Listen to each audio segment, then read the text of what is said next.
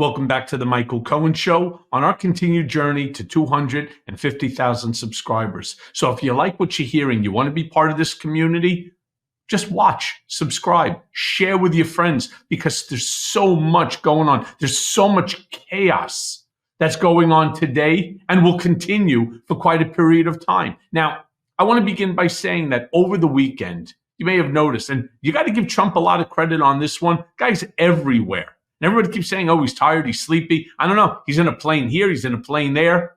Over the weekend, he gave a speech, another 90-minute speech, if you want to call it that, at Turning Point Action Conference, again, in Arizona.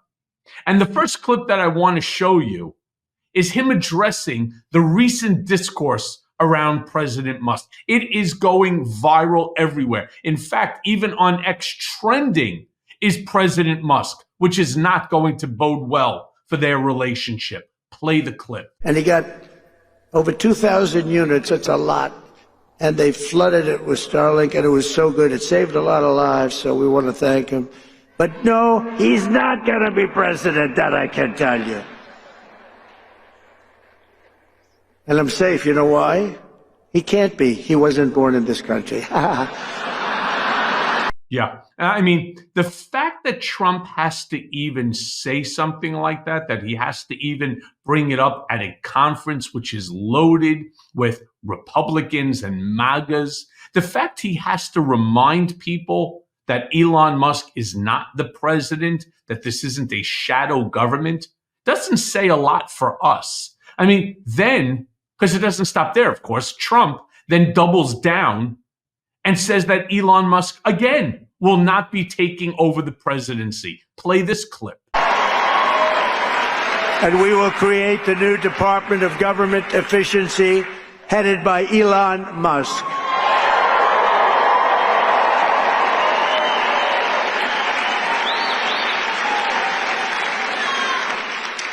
And no, he's not taking the presidency.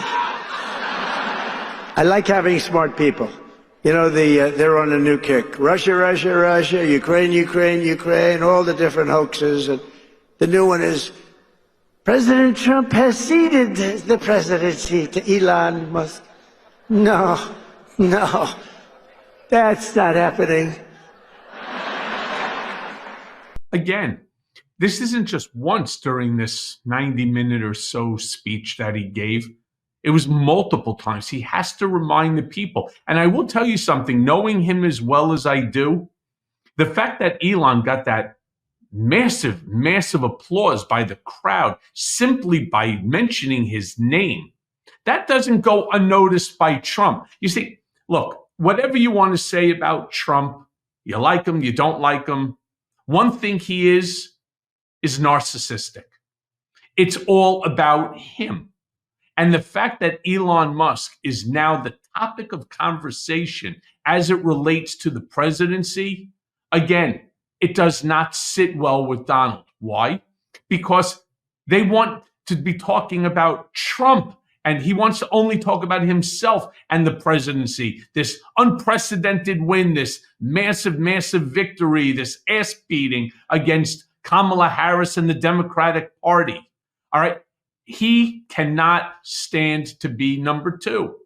And that's why he refused to acknowledge in 2020 that he had lost the election. In fact, during this conference, he even goes on, and he lied, because it's just not true, claiming that he won in 2020. Play that clip. Great honor. Man, we worked hard on this. We knew bad things happened in 2020. And if I didn't know that we won in 2020, I wouldn't have done this, because it would have been like the ultimate poll, right? But we won by a lot. And this time we said, look, now we got to really win by, and we won by so much, they just, you know, they threw all their placards. They wanted to protest. They were all set. And at about 9 o'clock, they said, man, this guy's killing us.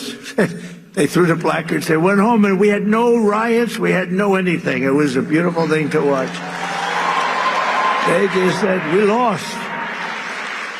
And we want to try bringing everybody together. We're going to try. We're going to really give it a shot. The thing that... Yeah, I hope he does try to bring everybody together.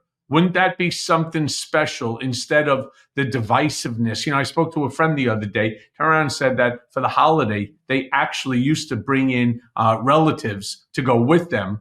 And now that they won't because they are so MAGA. And the friends that I'm talking to are so Democrat that they just don't want to spend time together. And that's family. I mean, we're talking about siblings here. Now, in line with Trump's billionaire coming in administration, he goes on to speak about how the CEO of SoftBank, a Japanese, tech investing firm, had said that he's going to invest in the United States. And it was some crazy, crazy amount of money. Play this clip. Congratulations. And just last week, in an overwhelming statement of confidence in our leadership, the CEO of SoftBank, a very highly respected man in Asia, Masayoshi Son, you probably saw it announced that he will be investing, and only because I won the election, he made that clear, only because he has confidence in the United States, between $100 billion and $200 billion. And he's going to be investing. It's equal to about 100,000 jobs at least. Well, actually, that's also not 100% accurate. My understanding is that he happens to also own the Waldorf Astoria here, and they've been doing like a 6-year renovation on this. They're going to start selling both apartments in there and reopening up the hotel. I mean, SoftBank has been an investor in the United States for many years now. Did Trump maybe get him to commit to another 100 or 200 billion? Doesn't it sound very similar to his first term when he went to Saudi Arabia and claimed that they're going to invest 250 billion? Then he went to Japan. They said they're going to invest it. And then he went to somewhere else like the Emiratis, and they said they were going to. None of that money ever came in terms of investment dollars to the United States. But who knows? Who knows? Maybe this time, second time around, is a charm. Who knows? Then Trump also goes on to say that he wants to get critical race theory and transgender people out of our schools. Play the clip. We will get critical race theory and transgender insanity the hell out of our schools, and we're going to get it out of our schools very fast. Yeah. First of all, I'm not so sure that you're going to be able to get critical race theory out of anything, considering it's a theory. No different than like in mathematics, the Pythagorean theory. You can't just turn around and say that you're going to ban a theory. People talk about it. I'm not 100% sure what he's talking. But the crazy thing is the crowd. I want you to listen to the crowd as I show you these clips.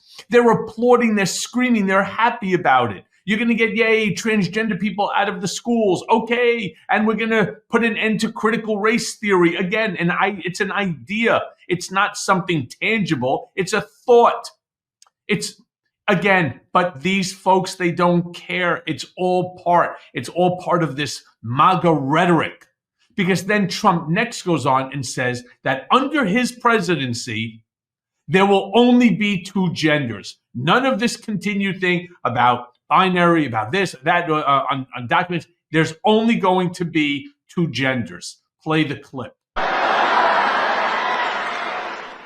Under the Trump administration, it will be the official policy of the United States government that there are only two genders, male and female.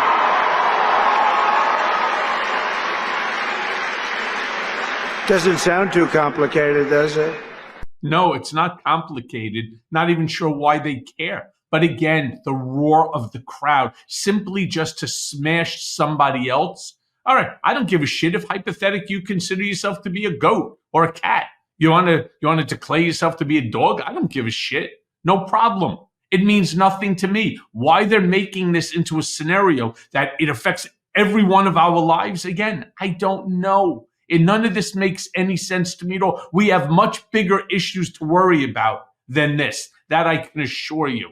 Because then Trump brings up RFK and autism and all of the issues, again, with vaccinations. Play that clip.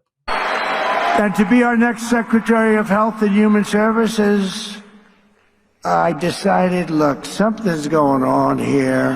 When you look at like autism from 25 years ago and you look at it now, something's going on, and I nominated Robert F. Kennedy Jr.